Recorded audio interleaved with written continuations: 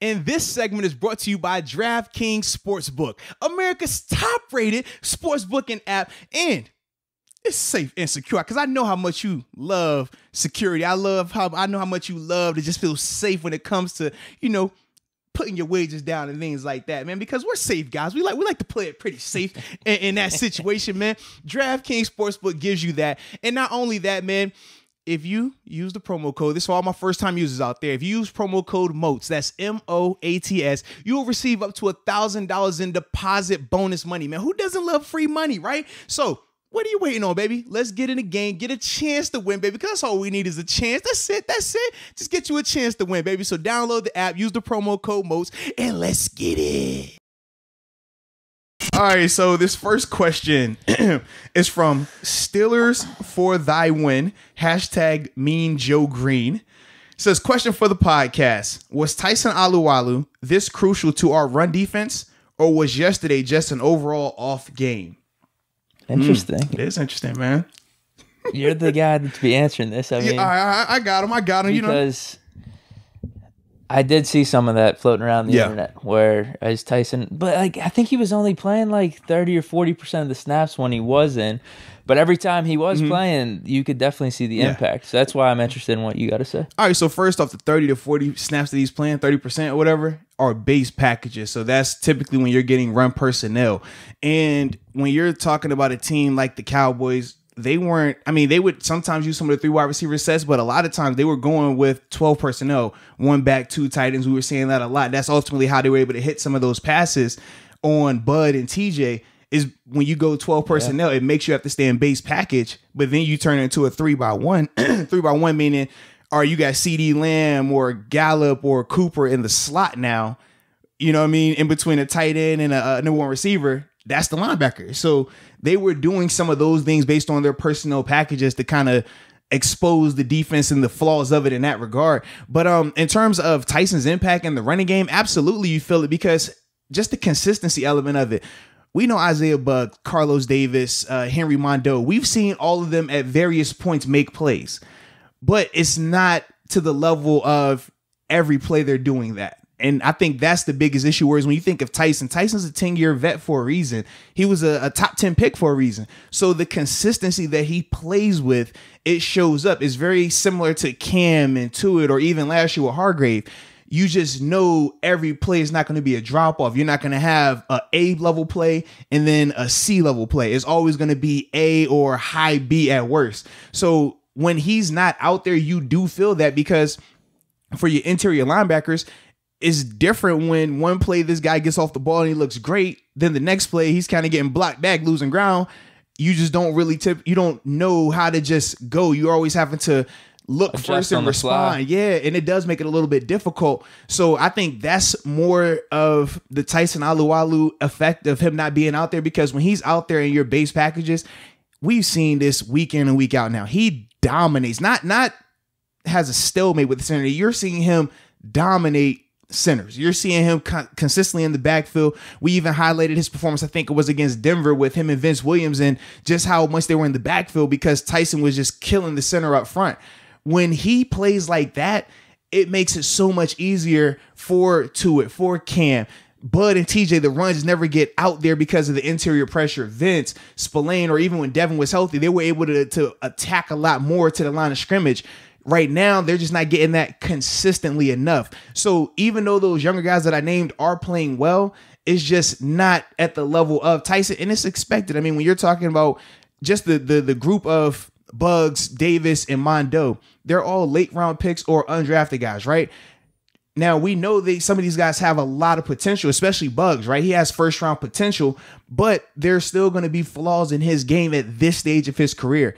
But as he continues to grow and progress, and all 3 of those guys, the more they're out there, the better they're going to look. I mean, we can point to Henry Mondeau right now this week compared to Tennessee, when people were like, oh man, he flashed, but he sucks. Oh, I can't believe he got these penalties, but he had that one good play. And it's like, oh no. And then last week you saw him make another good play. Now this week you see him make another good play. That's how it goes, man. Not everybody is a first round talent. Not everybody comes out here and plays perfect from start to finish. Like some of these guys, it takes a little bit more to develop, and to see all three of those guys contribute in the way that they are. I mean, when Carlos Davis made the play yesterday, I was like, who the heck is this 73 guy? Like, I'm thinking Ramon, and I'm like, oh no, like, who is this? And it's Carlos. All right. And he was on the show too. So if you haven't checked this interview out, check that out as well. But yeah, it's like, those are the type of things though that you feel when Tyson is gone. It would be no different if Bud or TJ would have missed an extended period of time.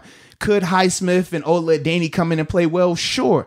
But they're not going to be able to do it, play in and play out to the level of Bud and TJ right now. So that's the biggest thing with that.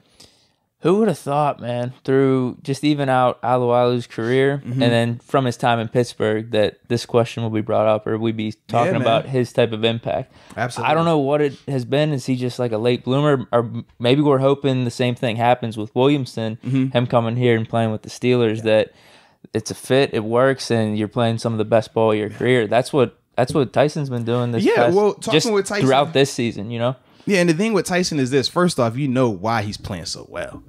What draft class was he in? I thought you were gonna say he's playing next to Cam too. He was a part of the all coveted 2010 draft class. I mean, it has some absolute studs in that class, man. But he's a part of that class, so that's the first reason. All right, right. Shout out to the 2010 class.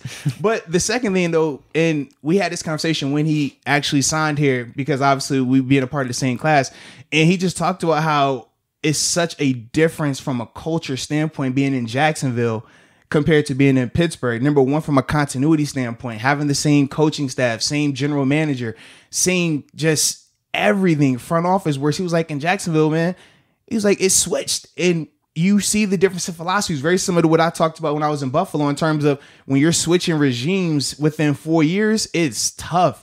And you just get that losing culture, and it's hard to get it off of you. Whereas he's like, you come to Pittsburgh and you could just see the energy from the people that work the front door, the custodians, the chefs. Like, it's a winning culture. You see the same faces. You understand the significance every day you walk in there, and it just gives you a different level of energy. You think about, like I said, how I talk about it. You hear Tyson, you think about Joe Hayden, Steven Nelson. We can go down the list of all these guys who have come here that didn't leave top-notch situations. They didn't leave, the best of the best from an organizational standpoint. Even Steven Nelson, when he left, I was going to say, Kansas Chiefs, City still go to organization. Right, that just goes to show you how highly he thinks of the Steelers. Yeah, because even then, like, they were run well, without a doubt. That was probably the best scenario. But even when he left, they weren't Super Bowl champs just yet. They weren't on that level. So even with him, how he speaks of the organization, like, you can just hear it and feel it, man. When you get there, it's one of the best feelings ever. For the people that have been the reverse of it, who start in Pittsburgh and then leave.